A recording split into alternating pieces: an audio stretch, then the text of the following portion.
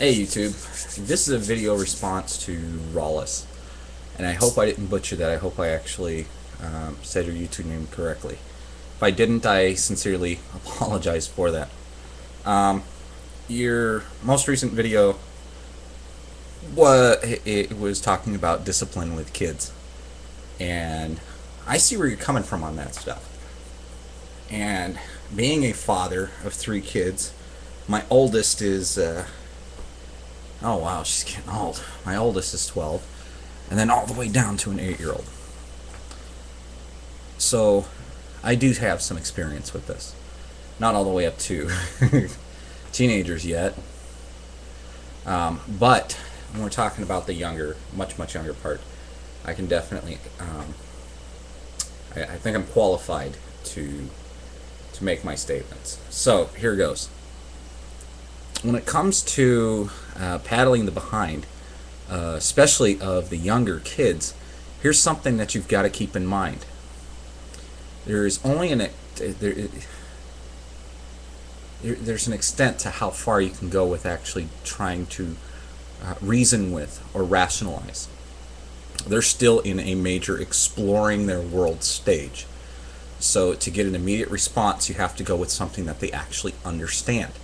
It's not about the being bigger, and once you're the big person, then you actually have the right to smack down the small one. I don't think the kids see it that way. Some do, but for the most part, it's about establishing the boundary.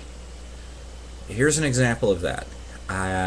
There are some tribes in I think it's in East Africa. And what they do is, with baby elephants, they have them going around with chains on their legs. Not chains together so they can't walk, but there's a chain on one of their legs, a heavy chain, like a logging chain, that would then go to like a tree stump or something, and get like 40 or 50 feet on that. In the beginning, the young elephant would be testing, just, I can't move this, I can't move this. As that elephant gets older, it is accepted that I can't move this. It then gets to a point, by the time it's reached its adult stage, they no longer use the chain, they use a rope. You see, the chain started out by establishing that this is the way it is, you're not going anywhere. By the time they're adults, they don't need anything more than a rope, because it's already accepted. So using that as an analogy, when we're talking about paddling the behinds of these younger kids, we're having to use something to get their attention immediately, so that they then get to a point where they're understanding what a boundary is. So in the beginning, it's about immediate attention, and then it gets to a point where, as they're growing older, they know a consequence. They've actually experienced it. So, being that we all learn through experience, best through experience, you have to actually show that there's consequences for actions. Now, I'm not talking about beating your child. No. And the sad part is how many people out there actually believe that if you spank your kid's butt, that you're going to get your butt thrown in jail. And that's not true. I've actually had this conversation with police officers. My brother-in-law is actually a cop of 20 some odd years. You are allowed to maintain discipline within your home. But when we're talking about losing control, that's when hell no. But, hope I'm not rambling too much. I probably am. But, yeah, it's about establishing boundaries in the beginning. They have no understanding of what a consequence is until you show them that actions can bring about consequences. If you can come up with a better way that actually can really show it, that'd be great. I'm not going to say, well, people have been doing it for centuries and thousands of years, so why, change it now? Um, but I would say that there are actually alternative methods that work, but I don't know. I liked it to be they learn it quick. Quick example about learning things with not doing stuff.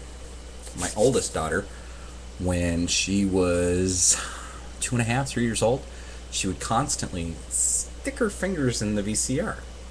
And you know how they got that door in there, and it works almost like a Chinese finger trap. You push your hand in, you can't pull it back out because the lip of the drawer would catch on.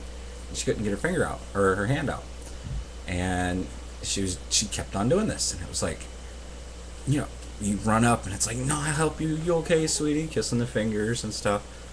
Then finally, it was like, you know what? Leave her there.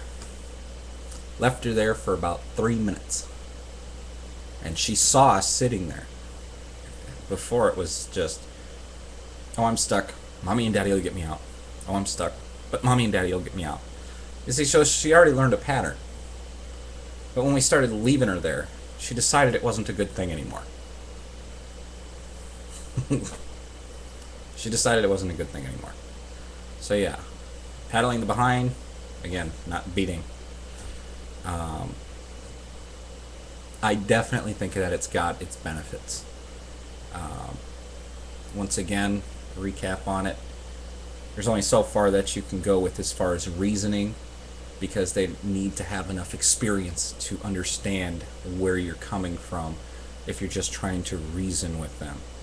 I mean, seriously, you cannot logically sit there with a 2-year-old or a 3-year-old and go, now, the way you're acting is doing this. It is upsetting your mom, it is upsetting me, and it's making things more difficult for us to be able to make dinner and do this and do, They don't care. They do care if they got their butt popped. Anyway, you get the point. Somehow magic. I'll catch you all later. Thanks for putting up that video. Something a little bit different to respond to. So, you have a good one.